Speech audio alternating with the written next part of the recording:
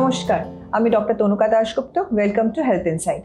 আজকে ভাবলাম অনেক দিন বাদে কর্মরতা মহিলারা যারা রোজ কাজে বেরোচ্ছেন, সে যে কোনো কাজেই হোক না কেন, যখন তারা প্রেগনেন্সি পজিটিভ টেস্ট হচ্ছে তখন তারা না খুব কনসিয়াস হয়ে যান যে কাজটা কি করা উচিত, কাজটা কি বিশ্রাম নেব, রেস্টফুল লাইফ নেব, জার্নি করা কি উচিত।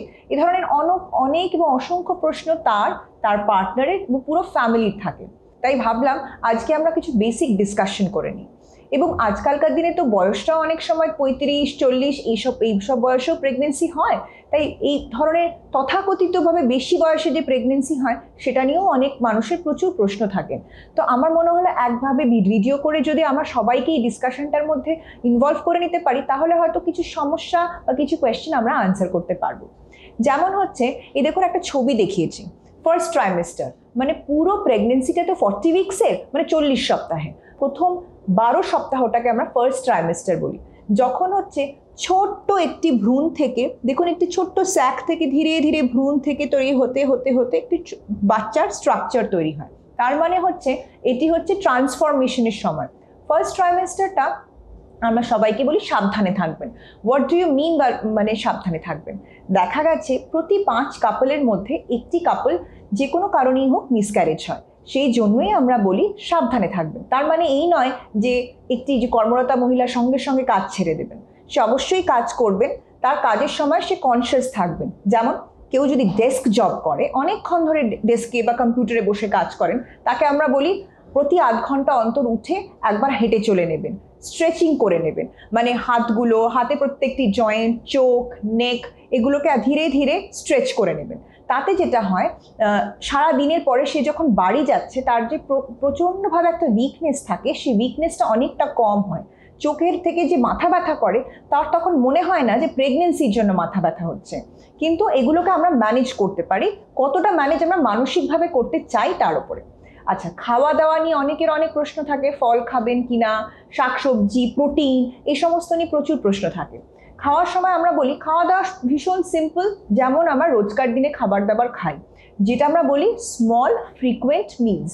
মানে খিদে না পেলেও প্রতি 2 থেকে 2.5 ঘন্টার বাদে বাদে অল্প পরিমাণে কিছু খাবো, যাতে খিদে না পায়। আর কেউ কেউ বলে ম্যাডাম খাবার দেখলেই বমি পাচ্ছে, সেক্ষেত্রে কি করব? সেক্ষেত্রে তখনও তাদেরও বলি যতই বমি পাক না কেন, আমরা মিনিমাম ওষুধ ডেফিনেটলি দিয়ে দিই। তা সত্ত্বেও কিছু পরিমাণ নাটস বা কিছু পরিমাণ ড্রাই ফ্রুট বা যে ধরনের খাবার সহজ পাচ্ছ, একটু অল্প পরিমাণ ভাত, সবজি, শাকসবজি অল্প অল্প করে 2 চামচ 2.5 চামচ করে 2 থেকে 2.5 ঘন্টার মধ্যে খেলে পেট খালি থাকবে না। আর পেট খালি না থাকলে অ্যাসিডিটিও হবে না। জোর করে খেতে হবে তা নয়, কিন্তু আমাদের মনে রাখতে হবে খিদে পেলে পরেই অ্যাসিডিটির একটা সম্ভাবনা থাকে। আর ফল, সব রকম ফলই কিন্তু অ্যালাউড। এবার হচ্ছে সেটি ঘুরিয়ে ফিরিয়ে খেতে হবে। একই ফল রোজ খাবো না, প্রত্যেকটি ফলই ঘুরিয়ে ফিরিয়ে খাবো। অনেকের পেঁপে আর আনারস নিয়ে অনেক রকম দ্বিধাবোধ থাকে। আমাদের মেডিকেল সায়েন্সে পেঁপে বা আনারসকে কেউ মানা করেনি। এটা সম্পূর্ণ আপনার পরিবারে বা আপনার মতামত। যদি খেতে না ইচ্ছে করে খাবেন না, তাতে কোনো অসুবিধা নেই। পেঁপে আর আনারস না খেলে কি বাচ্চা বড় হয় না? সেটাও না। অনেকে আবার খুব হরলিক্স প্রেমী হয়, খুব হরলিক্স খেতে পছন্দ করেন। সেক্ষেত্রে আমরা বলি যে কোনো প্রোটিন ড্রিঙ্ক বা যে কোনো ড্রিঙ্ক খেয়ে যদি আপনি একটা মিল রিপ্লেস করতে পারেন বা দুটো মিলের মাঝখানের গ্যাপ কমাতে পারেন এবং সেটি ভালোভাবে হজম করতে পারেন, কোনো অসুবিধা নেই হরলিক্স বা যাবতীয় কোনো প্রোটিন ড্রিঙ্কে। এবার হচ্ছে একটি মিনিমাম মোবিলিটি, মানে আমরা যখন কাজ করছি তখন হচ্ছে তার সঙ্গে সঙ্গে আপনার পারিবারিক যে একটা সাপোর্ট সিস্টেম, সে আপনার পার্টনার হোক, বাবা মা হোক বা হাউস হেল্প হোক, আপনাকে কিন্তু তাদেরকে ইনভলভ করে নিতে হবে। আপনার মানসিকতার সঙ্গে সঙ্গে তাদের মানসিকতাও চেঞ্জ হতে থাকবে। মানে হচ্ছে যে আপনি অফিস থেকে গেলে মিনিমাম টাইম একটু নিজের জন্য রাখবেন, যেখানে আপনি নিজে রিল্যাক্স করবেন, মেডিটেশন করতে পারেন, ইয়া রিল্যাক্সিং ইনস্ট্রুমেন্টাল মিউজিক শুনতে পারেন। আজকালকার দিনে গর্ভ সংস্কার বলে একটি কনসেপ্ট খুব উঠেছে। সেগুলো যদিও মহারাষ্ট্রের সাইডে, তবুও এর সাইন্টিফিক একটি কানেকশন দেখা যাচ্ছে। মানে হচ্ছে যদি মা তার বাচ্চার সঙ্গে প্রতিদিন একটি পার্টিকুলার সময় কাটান, ভালো মন্ত্র, চান্ট, মেডিটেশন বা সুন্দর রিল্যাক্সিং বিভিন্ন ধরনের রাগ মিউজিক হয়, ভৈরব, এই ধরনের মিউজিক সে শোনে, তাহলে তার একটা শান্তি ভাবের উদ্রেক হয়। যেটি একটা ইমোশনাল চেঞ্জ হয়, গুড হরমোন রিলিজ করে, তাতে যে আনবর্ন চাইল্ড আছে তার উপরেও একটি প্রভাব পাওয়া যাচ্ছে বলেই আজকাল রিসার্চ হচ্ছে। সেটি একটা good time to me time spend করার জন্য। এইভাবে ধীরে ধীরে ফার্স্ট ট্রাইমেস্টারটা শেষ হতে শুরু করে। হ্যাঁ, তবে কি টেস্ট আমরা এই সময় করাই? ফার্স্টে একটি ডেটিং স্ক্যান বলে আল্ট্রাসাউন্ড করাই। সেকেন্ডে 11 থেকে 13 সপ্তাহে জেনেটিক অ্যাবনর্মালিটি রুল আউট করার জন্য আমরা একটি ফার্স্ট ট্রাইমেস্টার স্ক্রিনিং বা NT scan, blood for double marker, এই টেস্টগুলো করে নিই। এই দুটি টেস্টের কিন্তু ভীষণ গুরুত্বপূর্ণ, অবশ্যই করে নেওয়া উচিত। এইবার আমরা আস্তে আস্তে চলে আসছি সেকেন্ড ট্রাইমেস্টার, মানে হচ্ছে হানিমুন পিরিয়ড অফ প্রেগনেন্সি। মানে কেন বললাম? সাধারণত এই সময় মায়েরা কিন্তু একটু সচ্ছল বোধ করে। তারা মোটামুটি যে কমপ্লেনটা ফার্স্ট ট্রাইমেস্টারে, বমি পাওয়া, শরীর খারাপ হওয়া, গা ম্যাজম্যাজ করা, এগুলো থেকে মোটামুটি অ্যাডজাস্ট করে একটু এক্সপিরিয়েন্সড হয়ে যায়। এই সময় অনেক পেশেন্টরা ঘুরতে বেরোন, বিভিন্ন ধরনের ট্যুরে বেরোন, সেগুলো কমপ্লিটলি সেফ, ডিপেন্ডিং আপন কিছু কিছু পেশেন্টের যেমন ব্লিডিং হতে থাকে প্রেগনেন্সির সময়, তাদেরকে আমরা এনকারেজ করতে পারি না বেড়াতে বেরোবার জন্য। কিছু পেশেন্টের ভীষণ আনকন্ট্রোল ডায়াবেটিস থাকে, তাদেরকেও আমরা ঘোরাফেরা করতে দিতে পারি না, এনকারেজ করতে পারি না, আশেপাশে ঘুরতে বলতে পারি। এই সমস্ত মেডিকেল ইস্যুস ছাড়া যদি কোনো পেশেন্ট থাকে, তারা কিন্তু স্বভাবতই এই সময়টা খুব ভালোভাবে কাটাতে পারেন। এই 18 থেকে 20 সপ্তাহের মধ্যে আমাদের অ্যানোমালি স্ক্যান হয়, মানে হচ্ছে গঠনগতভাবে বাচ্চার কোনো ত্রুটি আছে কিনা দেখবার বেস্ট সময় হচ্ছে 18 থেকে 20 সপ্তাহ। আর এটি খুব ভালো স্ট্যান্ডার্ড জায়গায় করলে মোটামুটি আমরা পুরোপুরি বুঝতে পারি। আজকাল অনেক পিডিয়াট্রিশিয়ান বলেন ফিটাল ইকোকার্ডিওগ্রাফি, মানে বাচ্চার হার্টের কোনো সমস্যা আছে কিনা সেটি টেস্টও করা যায়। এবং অনেক পেশেন্ট না খুব ভয় পেয়ে জিজ্ঞেস করেন, ম্যাডাম এত আল্ট্রাসাউন্ড করাচ্ছি, কিছু টেনশনের ব্যাপার নেই তো? আল্ট্রাসাউন্ডে কোনো রেডিয়েশন নেই, আর এগুলো আমরা আমাদের মন থেকে করতে দিই না। বিভিন্ন জায়গায় রিসার্চ হয়ে এগুলো একটি গাইডলাইনের মাধ্যমেই আমরা এগুলো প্র্যাকটিস করে থাকি। এগুলো কমপ্লিটলি সেফ প্র্যাকটিস, আপনারা নিশ্চিন্ত থাকবেন। এই সময় আমরা আস্তে আস্তে ভ্যাকসিনেশন স্টার্ট করি। ভ্যাকসিনেশন মানে কি? টিটেনাস ভ্যাকসিনেশন স্টার্ট করি। তো এই সময়টা মোটামুটি কবে? 13 থেকে মোটামুটি 28 সপ্তাহ। এই সময় আস্তে আস্তে বাচ্চা বাড়তে থাকে। যেমন যদি আমরা ছবিটা দেখুন কি সুন্দর, বাচ্চাটি ধীরে ধীরে ধীরে ভলিউমে বাড়ছে, ওয়েটে বাড়ছে। আমাদের না পেশেন্ট যখন জিজ্ঞেস করে, ম্যাডাম বাচ্চা বাড়ছে তো, এই বাড়া কনসেপ্টটা শুরু হয় কিন্তু 20 সপ্তাহের পর থেকে। 5 মাস কমপ্লিট হওয়ার পর থেকে আমরা পেশেন্টদেরকে পেটে হাত দিয়ে দেখতে থাকি বাচ্চার গ্রোথ কেমন হচ্ছে। এই সময় 24 সপ্তাহ হচ্ছে আমরা একটা সুগার টেস্ট করি, ওরাল গ্লুকোজ টলারেন্স টেস্ট। তারপর আস্তে আস্তে 28 সপ্তাহে সে ধীরে ধীরে পরিণত হয় থার্ড ট্রাইমেস্টার, মানে ফাইনাল স্টেজে, যেখানে বাচ্চা মোটামুটি ম্যাচিওর হয়ে এইরকম লেভেলে চলে আসে, ফুল মোটামুটি পজিশন নিতে থাকে।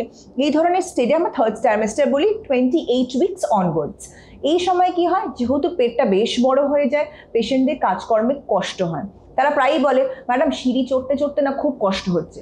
ডেফিনেটলি হয়, কারণ আমাদের স্ট্যামিনা কমতে থাকে, পেটের ভলিউম যেহেতু বাড়তে থাকে, সেই জন্য আমাদের ডায়াফ্রামেটিক এক্সকারশন মানে চেস্ট মাসেলসগুলো একটু কম্প্রোমাইজড হতে থাকে। সেই সময় যে পেশেন্টরা যোগা করে বা মেডিটেশন করে, তাদের কিন্তু লাং ক্যাপাসিটি অনেকটা পেশেন্টদেরকে সাপোর্ট করে, যার জন্য আমরা সবসময় প্রিনেটাল যোগা বা মেডিটেশনকে খুব সাপোর্ট করি। যাদের পক্ষেই সম্ভব, যারা এনকারেজমেন্ট ফিল করেন, তারা অবশ্যই জন্য পার্সোনালাইজ সুপারভিশন বলা ক্লাসে জয়েন করলে খুব উপকার পান। বিকজ পুরো প্রেগনেন্সিটা আমাদের স্ট্যামিনা কম থাকে। যারা যতভাবে সুন্দর করে যোগা বা প্রিনেটাল এক্সারসাইজ করেন, তাদের স্ট্যামিনাটা ধীরে ধীরে বাড়তে থাকে। অনেকে নর্মাল ডেলিভারি পছন্দ করেন বা যেতে খুব ইচ্ছুক হন। ইন দ্যাট কেস নর্মাল ডেলিভারির জন্য প্রিনেটাল যোগা আমাদের স্ট্যামিনা এবং আমাদের ব্রিদিং মাসেলস এবং ডিফারেন্ট জয়েন্টসগুলোকে রিল্যাক্স করতে হেল্প করে। এই সময় আমাদের গ্রোথ স্ক্যান করা হয়, বাচ্চাটি কত বড় হয়েছে এবং সেটি সঠিক সময়ের সঙ্গে সঙ্গে বেড়েছে কিনা। গ্রোথ স্ক্যান ইজ অপশনাল, ভালো জায়গা থেকে করলে আমরা একটা বেশ ভালো রকম আইডিয়া পেতে পারি। এই সময় আর কি ভ্যাকসিন আমরা দিই? বুস্ট্রিক্স দিতে পারি। বুস্ট্রিক্স হচ্ছে টিটেনাস, ডিপথেরিয়া, পার্টুসিস, এই তিনটে মিলে একটা অ্যামালগামেশন। বুস্ট্রিক্সের পরে অনেকে ফ্লু ভ্যাকসিন দিই আমরা, যাতে করে যে কোনো সময় মায়েদের ফ্লু যাতে কম হয়, ফ্লু ভ্যাকসিনেশন। এরপরে আস্তে আস্তে কিন্তু আমাদের 34 উইকস হয়ে গেলে একটা ম্যাচিউরিটি লেভেল। 36 উইকসে আমরা ডিসিশন নিই পেশেন্টের নর্মাল ডেলিভারি হবে না সিজারিয়ান সেকশন হবে, এবং ধীরে ধীরে 38 উইকস 40 উইকসে ফাইনালি প্রেগনেন্সি কমপ্লিট হয়। লাস্টের দিকে কর্মরতা মহিলাদের আমরা যেটা বলি 36 উইকস অনওয়ার্ডস যদি পসিবল হয়, তারা একটু রেস্ট নিলে ভালো, কারণ তারা নিজেরাই কাজ করতে করতে এতটাই হাঁপিয়ে পড়েন যে রেস্টের প্রয়োজন অনুভব করেন। সো মেইনলি কেউ যদি খুব অ্যাক্টিভ থাকেন, ডেফিনেটলি তারা ছোট ছোট প্রবলেমগুলোকে কিন্তু অ্যাভয়েড করতে পারেন। রেস্ট অ্যাকচুয়ালি প্রয়োজন হয় না। হ্যাঁ, তবে কোনো কোনো পেশেন্টের বাচ্চা ছোট হতে শুরু করলে আমরা রেস্ট রেকমেন্ড করি, ব্লিডিং হতে শুরু করলে রেস্ট রেকমেন্ড করতে শুরু করি। সুতরাং এই রেস্টের ব্যাপারটা কিন্তু ভীষণ ইন্ডিভিজুয়ালিস্টিক, সবার জন্য সেম নয়। তার মানে যারাই কর্মরতা, সে বাড়িতে হোক বা অফিসে হোক, জার্নি, হ্যাঁ অনেকে জার্নি নিয়ে প্রশ্ন করেন, ম্যাডাম অটোতে যেতে পারি, রিক্সাতে যেতে পারি, স্কুটারে যেতে পারি। আমরা সবসময় বলি যে যানবাহনে চলাচল করলে আপনার ঝাঁকুনি মিনিমাম, আপনার কষ্ট কম হবে এবং ধাক্কা লেগে আপনি পড়ে যাওয়ার চান্স কম, যে কোনো যানবাহনে আপনারা যাতায়াত করতে পারেন। Ensure your safety of mobility, ব্যাস। আর আমাদের তরফ থেকে কোনো রকম আলাদা করে কোনো ইনস্ট্রাকশনস থাকে না। এবং আমরা একে অপরের থেকে এত আলাদা যে যতক্ষণ না এই প্রেগনেন্সি জার্নির মধ্যে দিয়ে যাচ্ছেন, বলা সত্যিই কঠিন যে এক্স্যাক্টলি আপনার সঙ্গে কি হবে। বাট এটাই আমাদের আউটলাইন থাকে যে আপনারা অ্যাক্টিভ থাকবেন, কর্মঠ থাকবেন এবং ঠিক সময় ডাক্তারের কাছে আসবেন এবং ঠিক সময় টেস্ট করাবেন, সো দ্যাট যে কোনো কমপ্লিকেশন ডেভেলপ করছে কিনা এটা যেন আমরা ধরতে পারি। ভালো থাকবেন, সুস্থ থাকবেন, আবার অন্য টপিকে আসবেন।